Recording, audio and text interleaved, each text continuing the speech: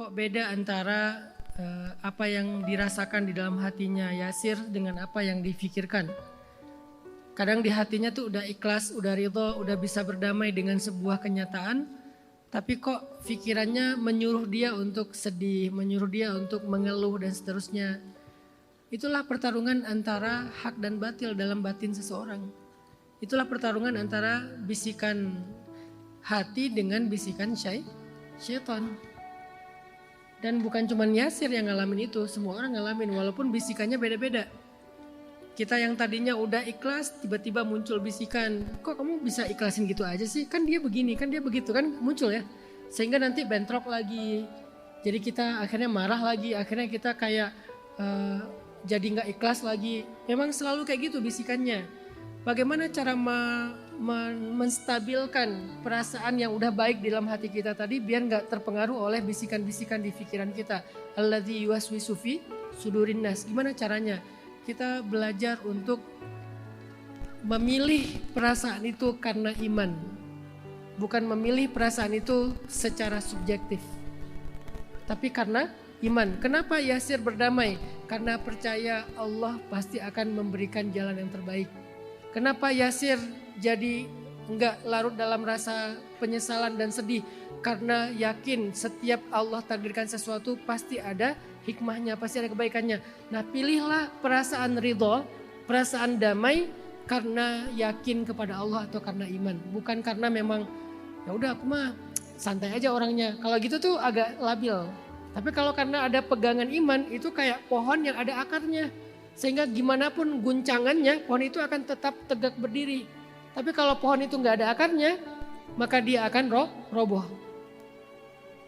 Kalau bahasa surat Ibrahim, ujatussat min fawqil ard ma laha min qarar. Pohon itu akan roboh dan tercabut karena dia tidak punya qarar, tidak punya akar.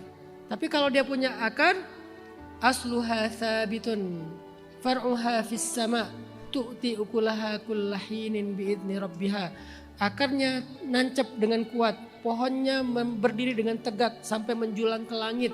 Artinya meskipun dia tinggi dan banyak angin, dia tetap berdiri dengan tegaknya. Dan dia berbuah di setiap musim, artinya produktif. Jadi akarnya harus kuat Yasir. Akar kita adalah iman kepada Allah. Pertanyaan yang kedua, walaupun bentuknya tadi cerita ya, tapi saya menangkap sebuah pertanyaan tentang Yasir pengen menjadi seseorang yang berpengaruh secara sosial media, namanya influencer.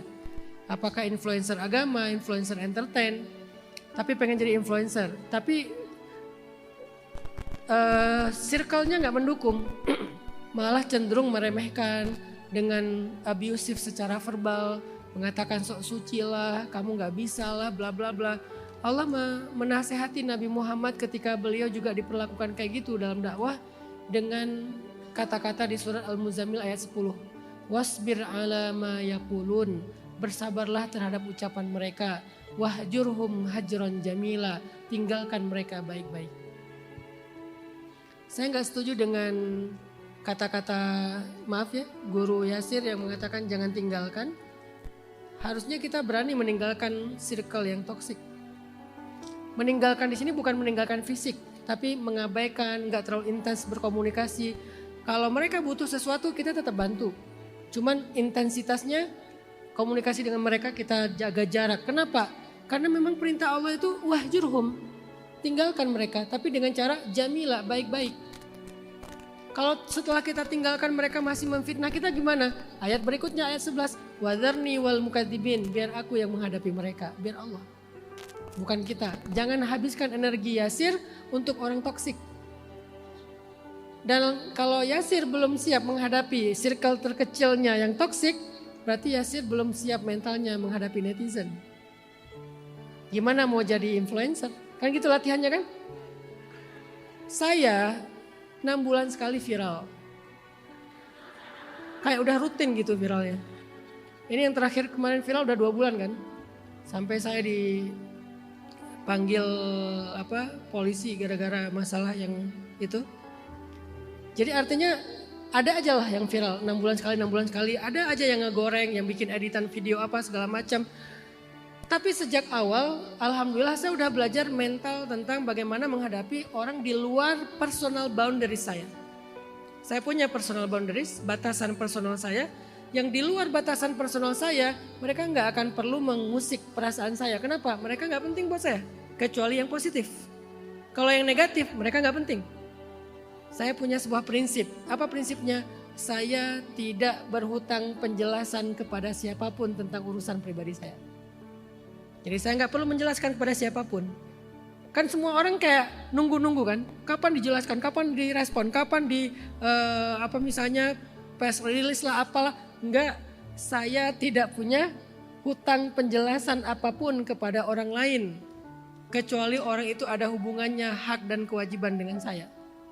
Jangan puaskan keinginan orang-orang toksik. Diamin aja. Wasbir ala ma yaqulun wahjurhum hajran jamila. Bersabarlah terhadap ucapan mereka, tinggalkan mereka baik-baik. Dalam konteks sosial media, meninggalkan artinya abaikan saja.